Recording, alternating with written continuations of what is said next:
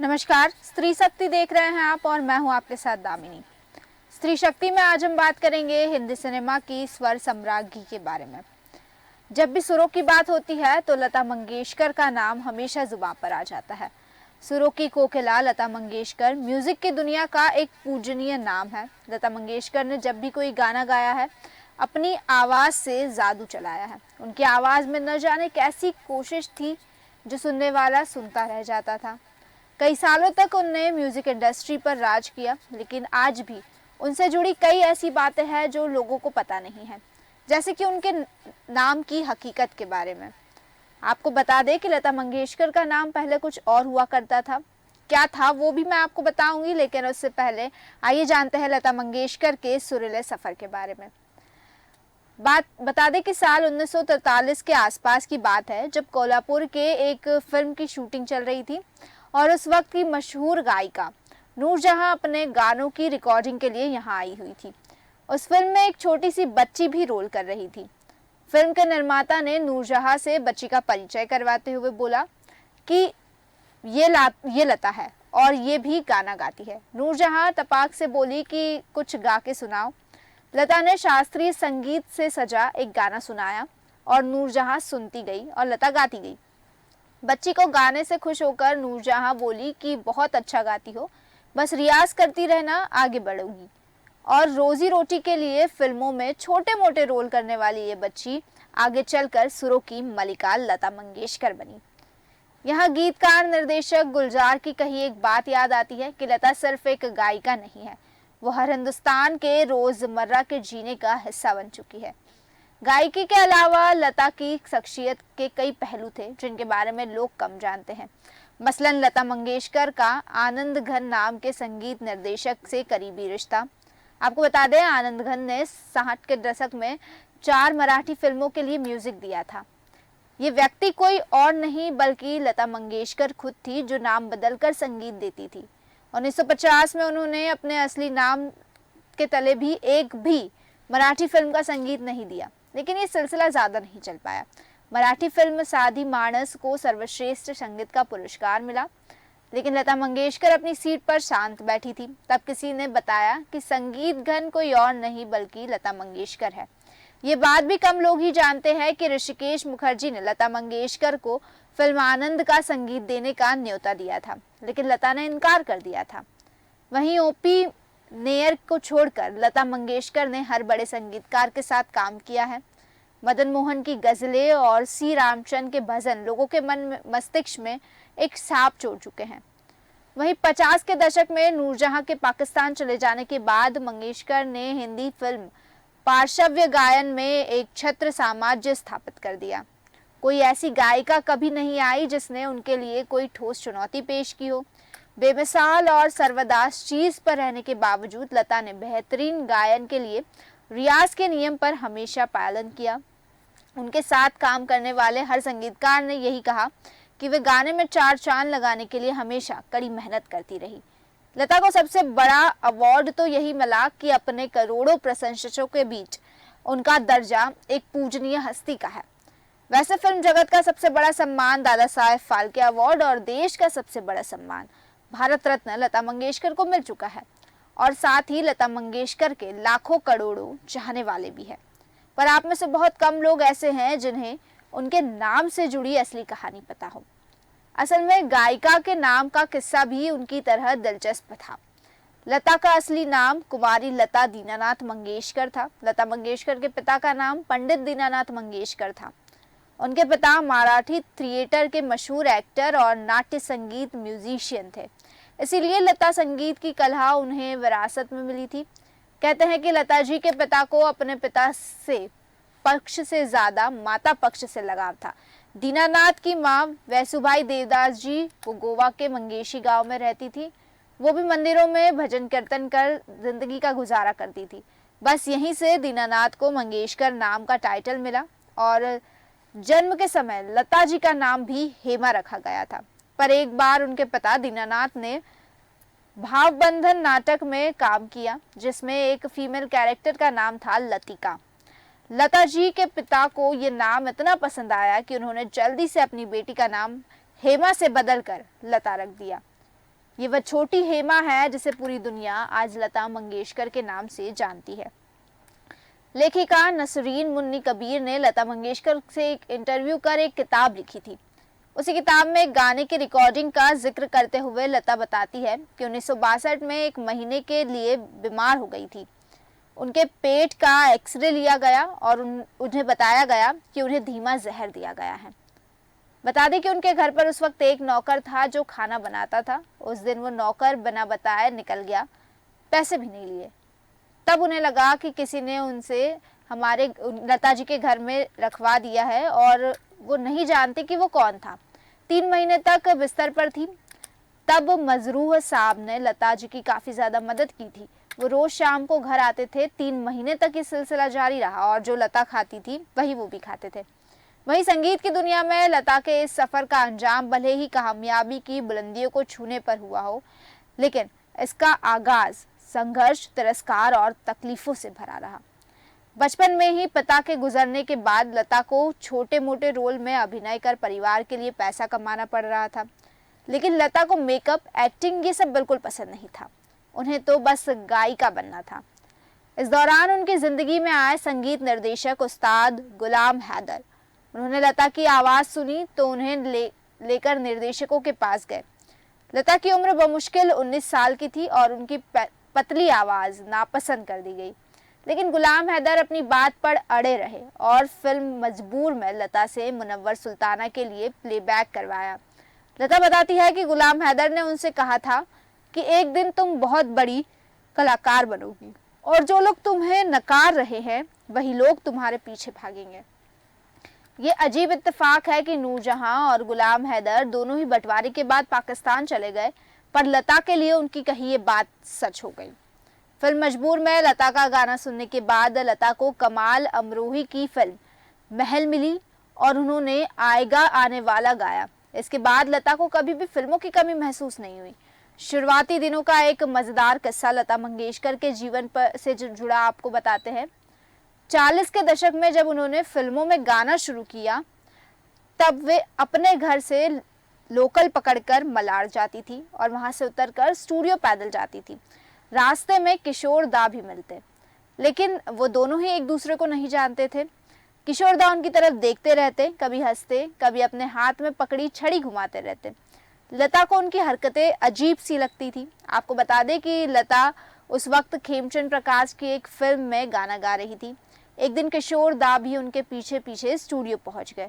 उन्होंने खेमचंद से इसकी शिकायत कर दी कि ये लड़का उनका पीछा करता रहता है। तब उन्होंने कहा कि अरे ये तो अशोक कुमार के छोटे भाई किशोर हैं। फिर उन्होंने लता की और किशोर दा की मुलाकात करवाई और उन्होंने उस फिल्म में साथ पहली बार गाना गाया था।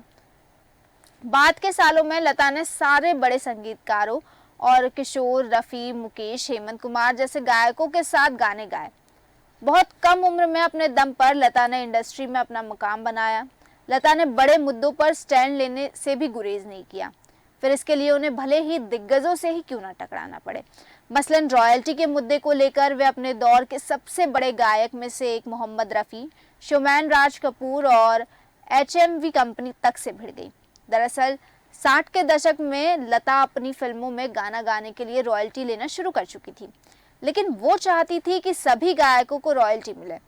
उन्होंने मुकेश और तलत महमूद ने एसोसिएशन बनाया और रिकॉर्डिंग कंपनी HMV और प्रोड्यूसर से मांग की कि गायकों को गानों के लिए रॉयल्टी मिलनी चाहिए, लेकिन उनकी मांग पर सुनवाई नहीं हुई। ऐसे में उन्होंने HMV के लिए रिकॉर्ड करना ही बंद कर दिया। वहीं मोहम्मद रफ़ी रॉयल्टी के खिलाफ थे। बात को सुलझाने के लिए सब साहब मिले तो बात और बिगड़ गई। लता मंगेशकर ने एक इंटरव्यू में बताया कि रफ़ी साहब गुस्सा हो गए, उनकी तरफ देखकर बोले कि मुझे क्या समझा रहे हो, ये जो महारानी बैठी है इसी से बात करो। तभी लता ने भी गुस्से में कह दिया था कि आपने मुझे सही समझा, मैं महारानी ही हूँ। उन्होंने लता से कहा कि मैं तुम्हारे साथ गाने ही नहीं गाऊंगा, तो लता ने भी पलटकर कहा कि आप ये तकलीफ मत करिए, मैं ही नहीं गाऊंगी आपके साथ। कोई 3 साल तक ये झगड़ा चला। इसी मुद्दे पर राज कपूर से भी लता भिड़ गई और काम करने से मना कर दिया। वहीं 70 के दशक में राज कपूर अपनी पसंदीदा गायिका के पास फिर लौटे और बॉबी के गाने गवाए। लेकिन लता किस तरह के गाने गाएंगी, इसके लिए भी लता ने अपने दम पर और अपनी मर्जी से गाने चुने। एक महिला गायिका के लिए ऐसा कर पाना उस समय बड़ी बात थी।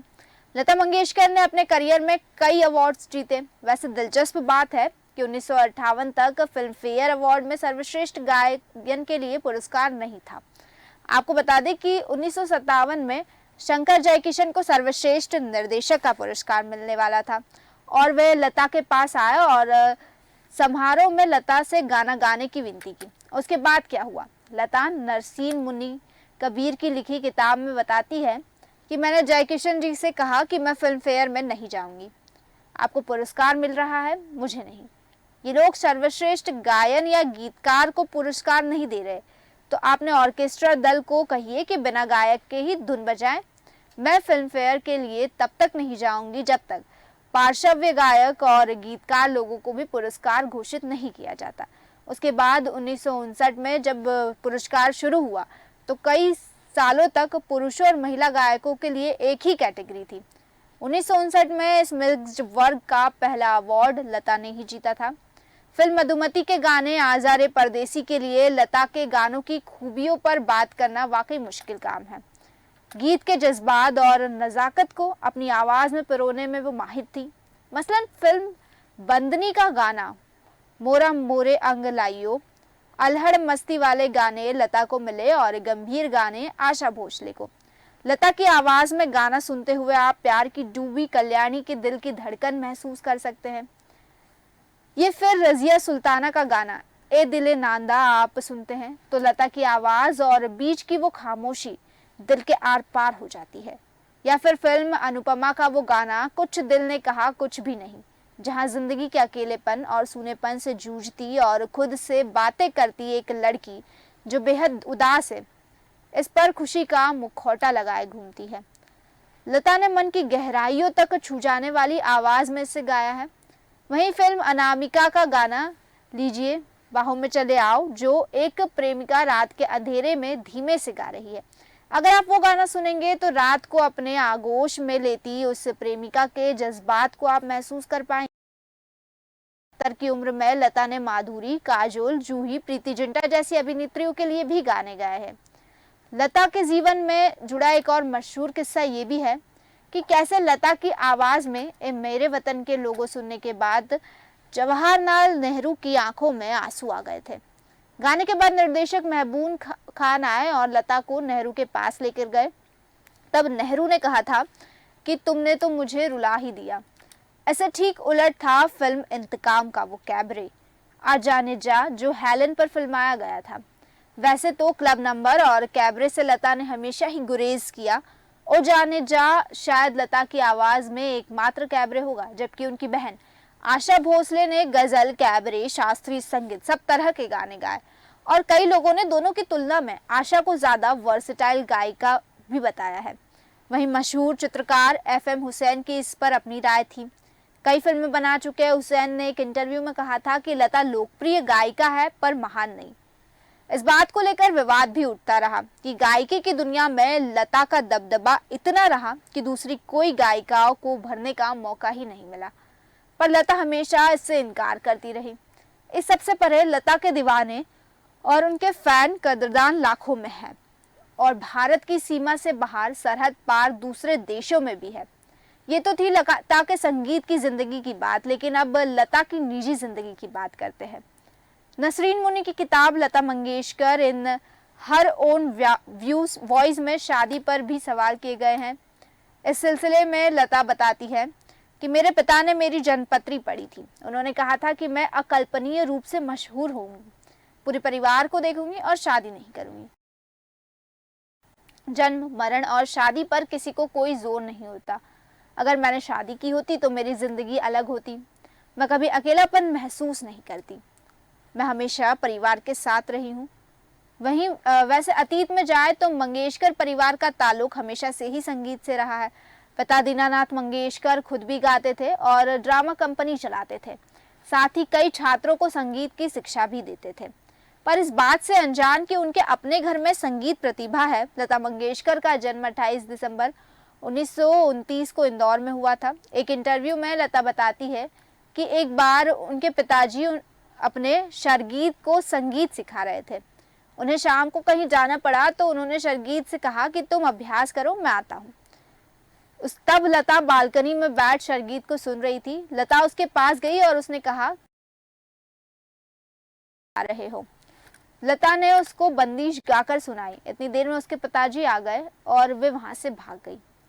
उस वक्त आपको बता दें कि लता मंगेशकर करीब 4-5 साल की ही थी और पिताजी को नहीं पता था। शरगीत के ने माँ से कहा कि अपने घर में गवैया बैठा है और हम बाहर वालों को सिखा रहे हैं। आपको बता दें अगले दिन से ही लता मंगेशकर के पिता ने उन्हें 6 बजे उठाकर तानपुरा थमा दिया। पहली दफा उन्होंने अपने पिता के साथ स्टेज पर भी परफॉर्मेंस दिया जब वो सिर्फ 9 साल की थी और उन्होंने राग खंबामती गाया था। हालांकि लता के पिता नहीं चाहते थे कि वे फिल्में वगैरह में गाना गाए, लेकिन 1942 में अपने एक दोस्त की गुजारिश पर पंडित दीनानाथ मंगेशकर तैयार हो गए और लता ने मार्च 1942 में एक मराठी फिल्म में गाना गाया। हुआ कुछ यूं कि गाना रिकॉर्ड तो हुआ पर फिल्म नहीं बनी और 1 महीने बाद ही लता के पिता गुजर गए। उस समय परिवार चलाने की जिम्मेदारी लता पर आ गई। उन्हें सहारा मिला निर्देशक मास्टर विनायक का, जो अभिनेत्री नंदा के पिता थे। मास्टर विनायक ने लता को फिल्मों में बतौर एक्टर काम दिया और उस्ताद अमान अली खान की शर्गीदगी भी दिलाई, जिससे कि उन्होंने संगीत सीखा और उन्हें मराठी फिल्मों में गाने का मौका मिला और यहीं से आगे के रास्ते उनके लिए खुले। संगीत को लेकर उनकी लगन की सब लोग दाद देते हैं। लता एक सुर गाथा नाम की किताब में लेखक यतेंद्र मिश्र लिखते हैं कि बॉलीवुड के दिग्गज संगीतकार अनिल विश्वास एक दिन सुरिंदर कौर का गीत रिकॉर्ड कर रहे थे। अनिल दा ने बड़े ही प्यार से कहा, लती के इधर आओ, तुम कोरस में गाओ, इससे गाना अच्छा हो जाएगा। लता जी ने बताया कि दादा ने ना जाने किस मूड में बड़ी प्रसन्नता से ये बात कही थी, तो उन्हें लगा कि उनके मन की बात करते हैं और अब विश्वास करिए कि लता जी उस समय कोरस में गाकर भी उतना ही आनंद आया था जितना कि उनके मुख्य किरदारों के लिए रचे गए गीतों को गाते हुए होता है। ये बात तब की थी जब लता मुख्य सिंगर के तौर पर अपना नाम कमा चुकी थी। वहीं एक बार पंडित जयराज ने लता के बारे में कहा कि मैं कभी कभी सोचता हूँ यार, कमाल है, हम एक शिष्य को बुलाते हैं, उसको सिखाने की कोशिश करते हैं। यहाँ लता जी से तो पूरी दुनिया ऐसे ही सीखती रहती है। 4 पीढ़ियों की गुरु बनना कोई मामूली बात नहीं। और जहाँ तक फिल्मों में योगदान की बात है तो लता मंगेशकर के ही शब्द याद आते हैं। 2013 में भारतीय फिल्म इंडस्ट्री के 100 साल पूरे होने पर लता ने कहा था कि अगर फिल्म उद्योग को 100 साल है तो इसमें से 71 साल मेरे हैं। संगीत की दुनिया में लता जी का एक बड़ा नाम है और यहाँ आने वाला हर शख्स उन्हें देवी मानता है। अपनी गायकी के दम पर उन्होंने बड़े बड़े अवार्ड से नवाजा भी गया है। लता मंगेशकर को दादा साहब फाल्के और भारत रत्न अवार्ड से भी सम्मानित किया गया है। अपने सिंगिंग करियर में उन्होंने कई सदाबहार गाने गाए थे जो हमेशा ही म्यूजिक प्रेमियों के फेवरेट बने रहेंगे। तो संगीत की दुनिया में कितने ही गायक आएंगे जाएंगे, लेकिन लता जी जैसा न कोई था और न कोई होगा। स्त्री शक्ति में फिलहाल के लिए बस इतना ही। फिर ऐसे ही लौटेंगे किसी प्रतिभाशाली स्त्री की बातें आपके लिए लेकर। तब तक देखते रहिए देश न्यूज़। नमस्कार।